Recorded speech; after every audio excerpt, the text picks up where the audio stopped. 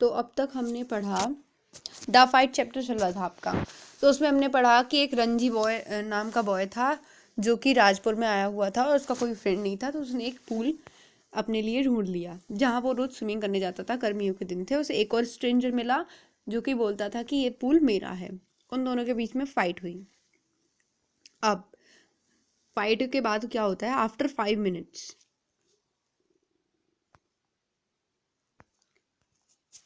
After 5 minutes of frenzied, unscientific struggle, neither boy emerged victorious.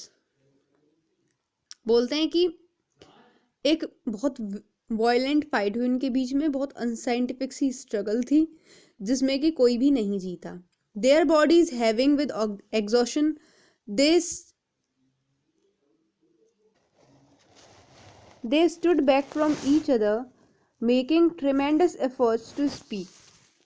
और उन्हें इतना वो थक चुके थे कि एक दूसरे से बोलने के लिए भी उन्हें एफर्ट्स लगाने पड़ रहे थे। Now do you realize I am a warrior, gasps the stranger. Stranger बोलता है कि अब तुझे रियलाइज हुआ कि मैं एक वॉरियर हूँ, योद्धा हूँ। तो देखो रंजी क्या बोलता है, do you know I am a fighter, sad Ranji with difficulty. बोलता है तुझे पता है कि मैं फाइटर हूँ। बड़ी थोड़ी मुश्किलों से वो बेचारा बोल पा रहा था। उसने कहा, They gave a moment's consideration to each other's answer. एक एक पल के लिए वो शांत हो गए दोनों, थोड़ा सोचने लगे एक दूसरे के आंसर्स के बारे में। And in that moment of silence, there was only then heavy breathing, the rapid beating of their hearts. तो उस साइलेंस में क्या था, उनकी सिर्फ ब्रीथिंग थी और क्या था उनका, रैपिड बीटिंग ऑफ हार्ट्स, जो बहुत तेज तेज धक धक हो रही थी उनके दिल में, क्योंकि वो एक फाइट से उठे थे अभी। Then you will not leave the pool, said the warrior. तो इसका मतलब तुम पूल छोड़ के नहीं जाओगे, वॉरियर ने कहा। तो रणजी बोलते हैं कि नहीं, I will not leave it, said Ranji, मैं नहीं छोड़ूंगा इसे। Then we shall have to continue the fight, said the other. All right, said Ranji. बोलता ठीक है, तो फिर हमें फाइट कंटिन्यू करनी पड़ेगी। तो रणजी बोलता ठीक है। But neither boy moved, neither took the initiative. पर उनमें से कोई सा भी नहीं हिलता है, ना कोई इनिशिएटिव मतलब कदम उठाता है आगे के जाने के लिए। The warrior had an inspiration. We will continue the fight tomorrow, he said, if you dare. तो बोलता है if you dare to come here again tomorrow. बोलता है ठीक है। हम उसको दूसरे बॉय को थॉट आता है कि चल ठीक है, कल फाइट कंटिन्यू करते हैं, अगर तेरे में हिम्मत हो तो आ जाइयो कल।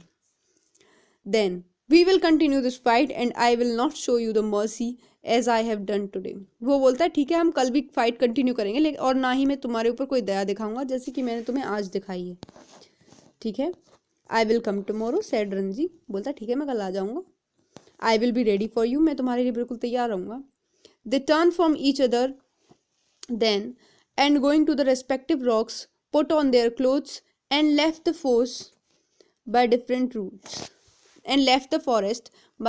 routes.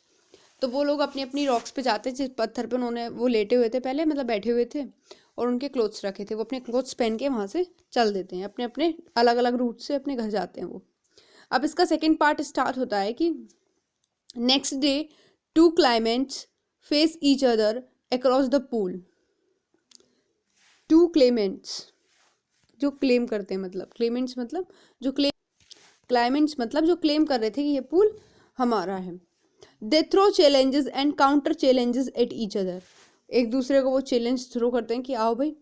The best solution they realize lies not in fighting each other but fighting together for something. फिर उन्होंने एक बेस्ट सॉल्यूशन उन्होंने सोचा कि यार हमें फाइट करके हमें क्या मिलने वाला है। सबसे ज़्यादा बड़ा सॉल्यूशन तो इसमें है कि हम लोग एक दूसरे से फाइट करने की बजाय मिलके किसी चीज़ के ऊपर फाइट करें, किसी चीज़ के लिए।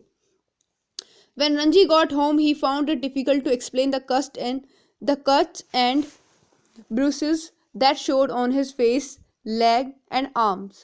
अब जब वो घर गया तो जो उसके कट थे, जो उसके फेस पे पूरा हाल बिगड़ा हुआ था, वो बहुत डिफिकल्ट हो रहा था उसको घर जाके एक्सप्लेन करना अपने घर वालों को। To conceal the fact that he had been in an unusual violent fight.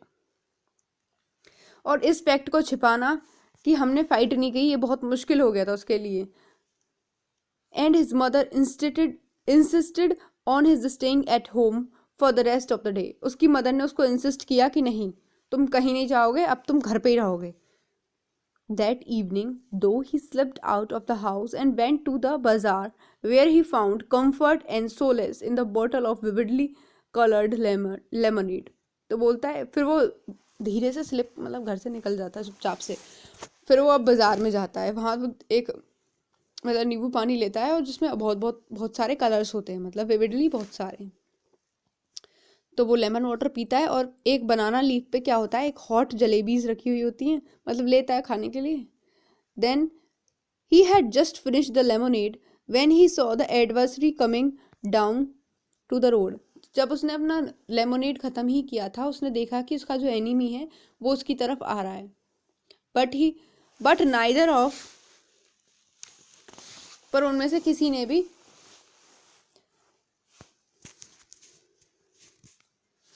But neither of them, अभी हम यहाँ पे हैं कि his first impulse was to turn away and look elsewhere.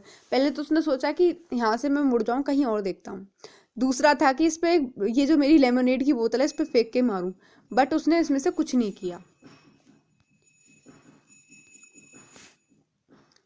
Instead he stood his ground and scowled at his passing adversary. इसके बजाय उसने क्या किया, वो ग्राउंड पे खड़ा हो गया और स्क्रॉल मतलब घूरने लगा अपने एनिमी को. एडवर्सरी मतलब अपोजिशन वाला जो होता है, उसको घूरने लग गया.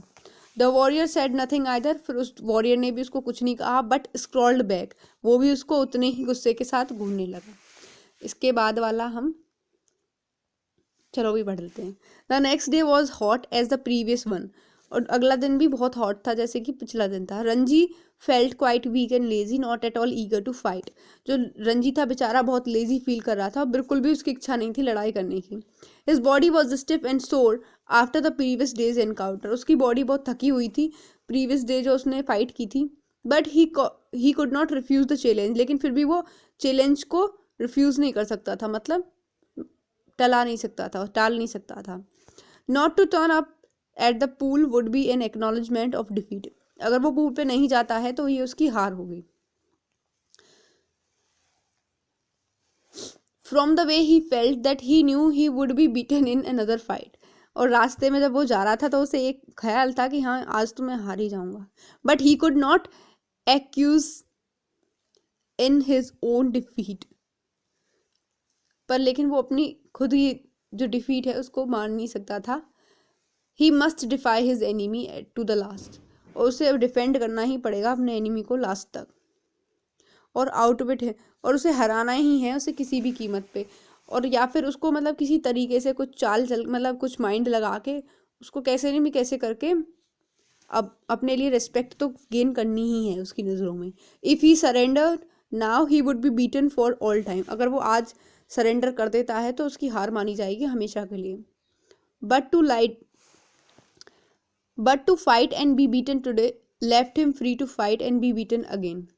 या फिर ऐसा होगा अगर मैं फाइट करूँगा, हो सकता है हम दोनों फाइट करें, लेकिन ये हमारी फाइट फिर कल अगले दिन फिर पिटने के लिए हमारी फाइट कंटिन्यू रह जाएगी. As long as he fought he had a right to the pool. लेकिन जब तक वो लड़ेगा तब तक उसके पास क्या रहेगा, राइट रहेगा पूल पे. ठीक है, ओके. इसके बाद वाला अब हम कल पढ़ेंगे.